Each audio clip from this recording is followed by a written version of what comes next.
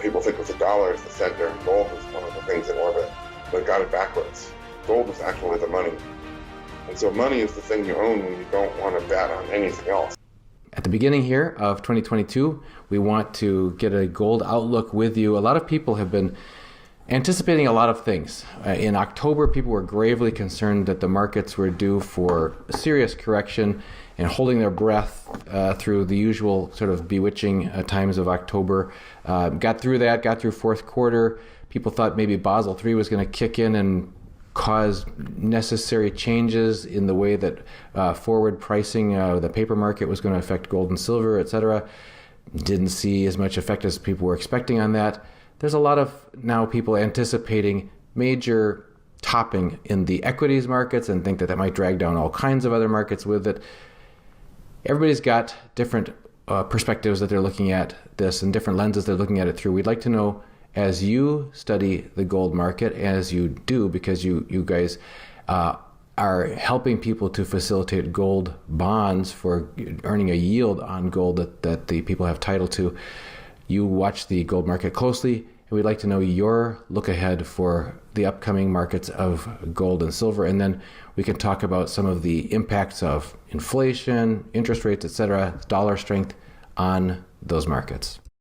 So first thing is worth saying is we publish for free on our website graphs that are updated every day. So 60 some odd different graphs that all come from the data science platform that we built that is drilling deep into the gold and silver markets. And so we study the spread between spot and futures. And with that, we can see, is gold manipulated or not? I think I'm famous or infamous for my opinions on that topic, but a lot of other things as well in terms of supply and demand in gold and silver. And that's available for everybody as a free resource. That platform is kind of the culmination of my doctoral work, a couple of years of work after that, and then a whole lot of clever software that was built to produce a clean signal. And all that stuff is available for free. So as I think I wrote in the report this year, putting together an outlook for what I think the metals are going to do is the hardest of any that I've done. And so as Monetary Metals, we've been publishing these, I think, 10 years. I had a private letter for several years before that. Our team put together our report card for the last 10 years, and we were right about 75% of the time. So we got a few things wrong, but we got a lot of things right, more than we got wrong. But this year was the hardest. And the reason is we're at this fork in the road. I mean, if the Fed is serious about hiking interest rates in any significant way, and I don't mean 25 basis points and they declare victory and go home, but I mean like anything real, then we're headed down one path. And if they, abort, and then come running back to more quantitative easing, or there'll be a new name for it. I think that name has worn out whatever welcome it might have had in the last 12 years or 13 years or so. So there'll be a new name. But if they return to their old ways, then we head down a different path. Newsmax did an article about me in the report, was it yesterday or the day before, and they said, Keith Weiner says silver is going to be $40. And, I'm reading that, and in the report, there's a bit more nuance, and it's basically there's this fork in the road. And I make no claims to have any predictive abilities to what the Fed might try to do. I don't necessarily believe they're rational or any other particular virtue that one might name. However, there's something I said in 2015 that I will say again now, which is they don't really have the power to hike rates for very far or hold them up for very long. And so in 2015, inflation was the bugaboo then, and Janet Yellen, taking over from Bernanke, was saying, yeah, we're going to hike rates. And I said, look, if they embark down this path, a very limited ability to do it. Everyone said, you're an idiot. I said, buy Treasury bonds when the 10-year got to 3% or whatever it was. And sure enough, the trend of falling interest rates resumed with a vengeance. And now things are even more dire than they were then. I mean, there's no fix for this ever. It's just every time that the crisis begins to erupt, lower interest rates make credit easier. That's been the game for decades. And so anyways, if they try to persist and try to do this, they can cause an awful lot of, I shouldn't even say cause, I should say precipitate, because the cause is already baked into the cake. Was it 20% of all the corporate debt outstanding is zombie debt? And the Bank for International Settlements defines zombie as a corporation.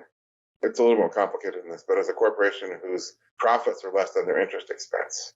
In other words, they can't service their debt except by, not only really low interest rates, but really forgiving credit markets. I mean, that lenders are willing to lend to somebody who obviously can't pay is just a truly astounding thing.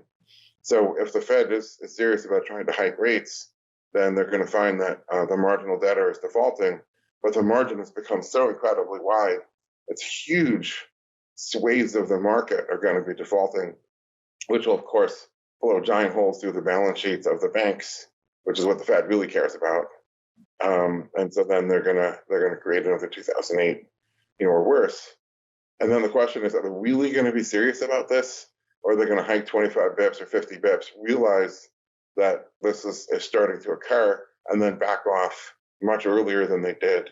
They were hiking rates for a couple of years before the 2008 crisis, which they precipitated.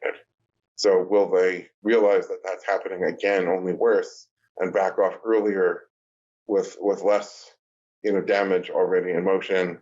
And then, so if everything is going to cascade over into the abyss, then I certainly wouldn't be bullish on silver prices.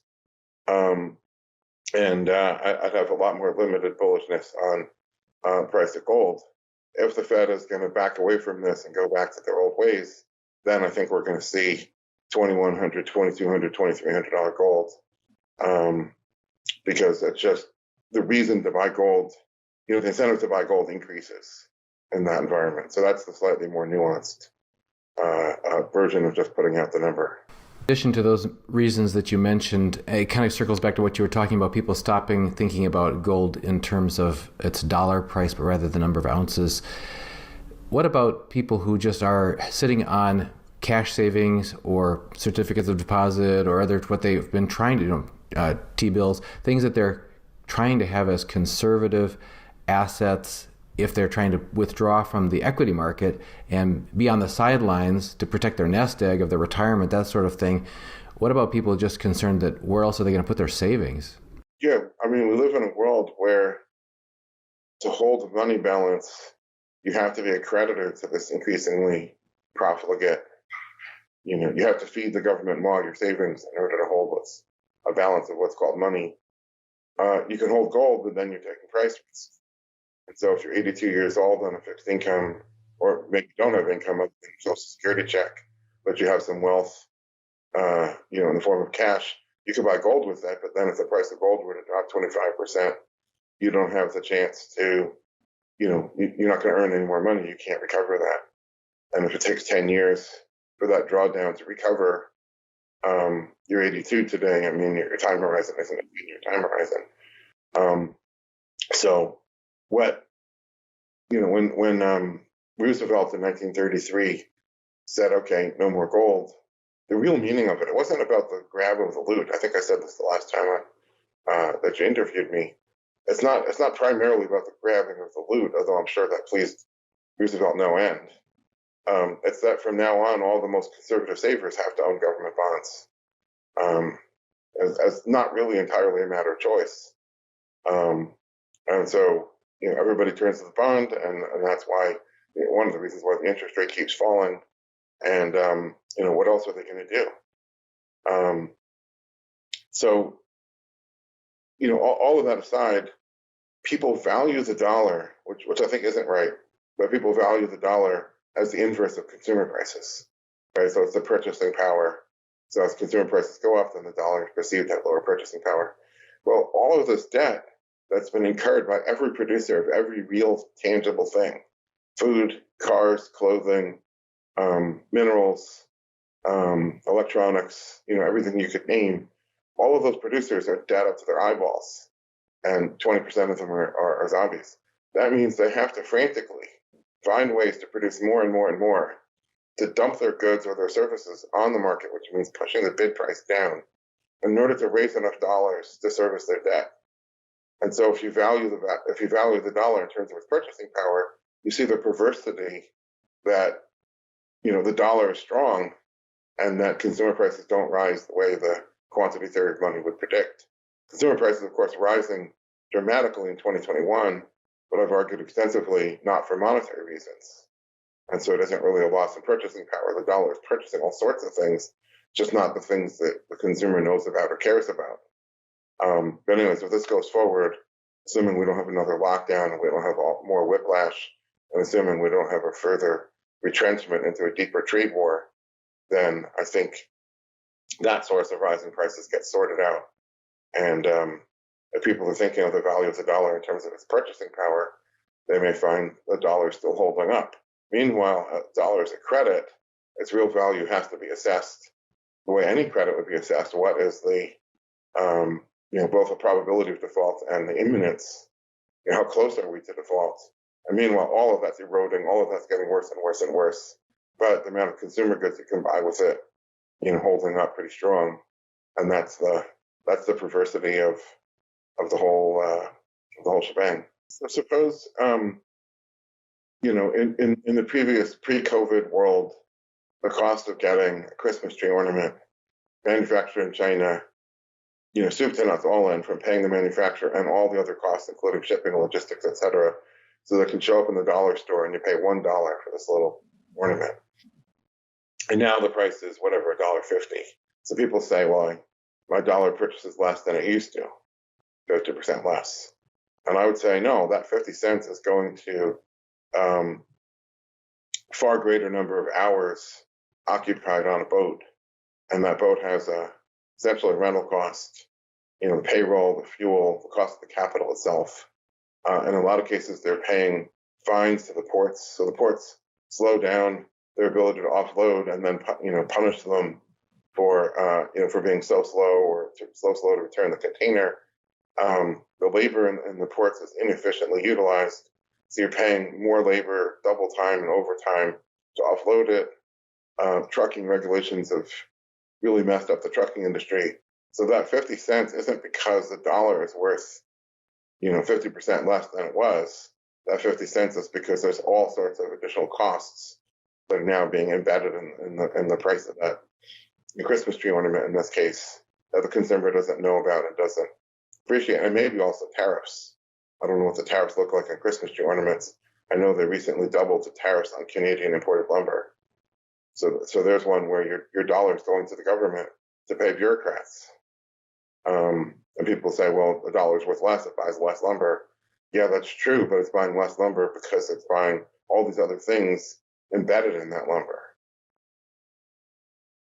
So again, these are non-monetary. If the government doubles the tariff, that's not a Fed policy thing. It's nothing to do with the quantity of dollars. That has to do with, I don't know if you call that fiscal policy or some sort of social policy, to assuage a certain constituency of voters who think that's going to improve their life by tariffing Canadian lumber.